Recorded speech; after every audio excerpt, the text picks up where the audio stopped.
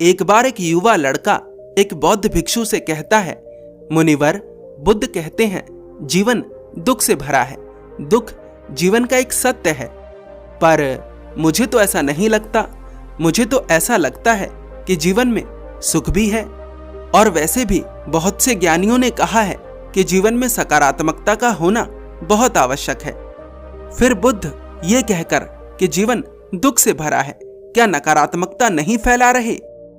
वे बौद्ध भिक्षु उस लड़के से पूछते हैं, क्या तुम कभी किसी शमशान या चिकित्सालय गए हो?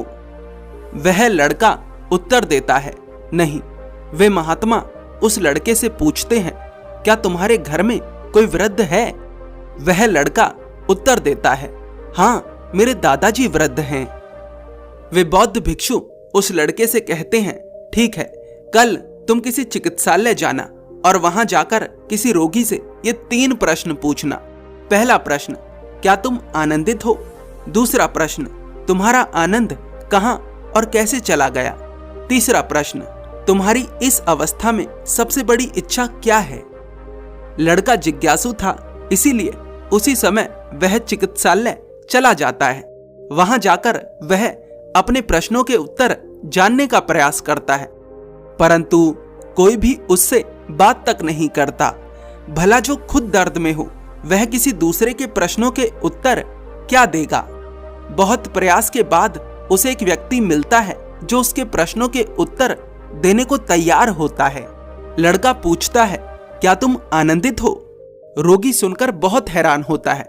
रोगी कहता है, तुम्हें प्रश्न पूछना है या फिर मेरा मजाक उड़ाना है? भला जिसका पैर टूटा हुआ हो उसके भीतर आनंद कैसे हो सकता है? लड़का कहता है, मुझे क्षमा करें भंते, मैं दूसरा प्रश्न पूछता हूं, आपका आनंद कहां और कैसे चला गया? रोगी कहता है, मेरा आनंद मुझसे दूर चला गया है और उसका कारण मैं ही हूं। मैं ही नशा कर कर घुड़सवारी कर रहा था और गिरने के कारण मेरा पैर टूट गया। वह लड़का पूछता है, इस अवस्था में आपकी सबसे बड़ी इच्छा क्या है? रोगी कहता है, इस अवस्था में मेरी सबसे बड़ी इच्छा है स्वास्थ्य। लड़का दौड़कर उन महात्मा के पास जाता है और कहता है, मैंने तीनों प्रश्नों के उत्तर जान लिए हैं। वे महात्मा कहते हैं, बताओ। लड़का कहता है, पहले प्रश्न का उत्तर है, एक रोगी के जीवन में आनंद नहीं हो सकता। दूसरे प्रश्न का उत्तर है, रोगी का आनंद उससे दूर उसके ही कारण जाता है। तीसरे प्रश्न का उत्तर है, रोगी की सबसे बड़ी इच्छा होती है स्वास्थ्य। वे महात्मा कहते हैं, ठीक है, अब तुम ये बताओ, क्या तुम एक रोगी हो? लड़का उत्तर देता है, नहीं, मैं तो स्वस्थ हूं। वे महात्मा कहते हैं, ठीक है, अब तुम घर जाओ और अपने दादाजी से ये 2 प्रश्न पूछना। पहला प्रश्न, क्या आप आनंदित हैं? दूसरा प्रश्न, आपका आनंद आपसे दूर कैसे गया? अगर पहले प्रश्न के लिए उत्तर हां हो तो दूसरा प्रश्न मत पूछना, तीसरा प्रश्न पूछना। तीसरा प्रश्न है, आपके जीवन का सबसे अच्छा समय कौन सा था? वह लड़का जाता है और अपने दादाजी से पूछता है, दादाजी, क्या आप आनंदित हैं? दादाजी कहते हैं, हाँ बेटा, तुम्हें देखकर आनंद मिल जाता है। मन तो तुम्हें देखकर चंगा हो जाता है, लेकिन तन के स्तर पर बताऊं तो पेट ठीक नहीं रहता, चलने में थोड़ी समस्या होती है और आंखों से साफ नहीं दिखता। लड़का कहता है, अर्थात आप आनंदित नहीं हैं। दादाजी कहते हैं, बेटा, बुढ़ापे के शरीर में आनंद कहां से आएगा? बुढ़ापा एक ऐसी अवस्था है जो आनंद खो देती है। लड़का पूछता है, दादाजी, आपके जीवन का सबसे अच्छा समय कौन सा था? दादाजी उत्तर देते हैं, जवानी। जिस उम्र में तुम हो वही अवस्था सबसे अच्छी थी।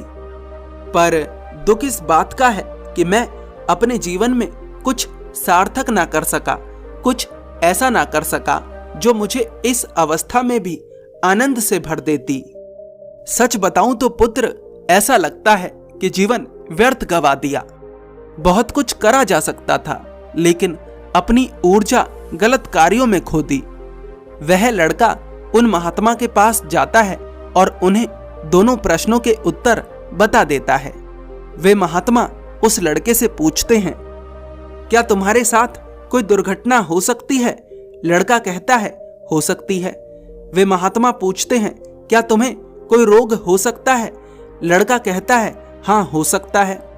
महात्मा पूछते हैं, क्या तुम्हें पूरा विश्वास है कि तुम्हें बुढ़ापा नहीं आएगा? लड़का कहता है, बुढ़ापा तो सबको आता है। वे महात्मा पूछते हैं, क्या दुर्घटना, बुढ़ापा या रोग दुख नहीं है? लड़का उत्तर देता है, हाँ है। महात्मा कहते हैं, फिर इन्हें नकार कर क्या तुम इनसे मुक्त हो सकते हो? मनुष्य हर उत्तम कार्य स्वस्थ रहकर ही कर सकता है, और स्वस्थ हम तभी रह सकते हैं जब हमें बीमारी नाम की समस्या का पता हो। अर्थात सुखी हम तभी रह सकते हैं जब हमें दुख के बारे में पता हो। बुद्ध ने कहा कि जीवन में दुख है, इसलिए नहीं कि वे नकारात्मकता फैलाना चाहते हैं, बल्कि इसलिए कि मनुष्य जागरूक होकर आगे बढ़े। मनुष्य की तरफ दुख बढ़ रहा है। इसे ऐसा मानिए कि आपके सामने शत्रु आ रहा है और आपने अपनी आंखों पर पट्टी बांध रखी है। आपको लगता है कि शत्रु जैसी कोई चीज नहीं होती। ऐसी स्थिति में आपके साथ क्या होगा आप समझ सकते हैं। बुद्ध ने दूसरी पंक्ति में कहा है कि दुख के कारण है, जैसे उस रोगी ने दुख का कारण अपने आप को बताया था। तीसरी पंक्ति में बुद्ध ने दुख का निवारण भी बताया है, पर निवारण तक तो वही पहुंच सकता है ना जिसने इस बात को माना हो कि दुख है। वह लड़का कहता है, मुझे समझ तो आ गया कि जीवन में दुख है, पर मेरा प्रश्न यह है कि मैं इस दुख से बचा कैसे रहूं। वे महात्मा कहते हैं, अपने स्वास्थ्य को व्यर्थ चीजों पर बर्बाद ना कर कर। वह लड़का पूछता है, अर्थात कैसे कोई व्यक्ति अपने स्वास्थ्य को बर्बाद करता है। वे बौद्ध भिक्षु कहते हैं, पुरुषार्थ ना कर कर, जो करने योग्य है वो ना कर कर। नशा करना, वैश्यालयों में पड़े रहना, जुआ खेलना, अपराध करना, लक्ष्य विहीन होना, गलत संगति करना, इस तरह के कार्यों के द्वारा कोई व्यक्ति अपने स्वास्थ्य को खो देता है। लड़का पूछता है, पुरुषार्थ क्या है महात्मन? वे बौद्ध भिक्षु कहते हैं, एक लक्ष्य निर्धारित करना और अपने तन और मन को मजबूत बनाकर उस लक्ष्य को प्राप्त करना पुरुषार्थ है।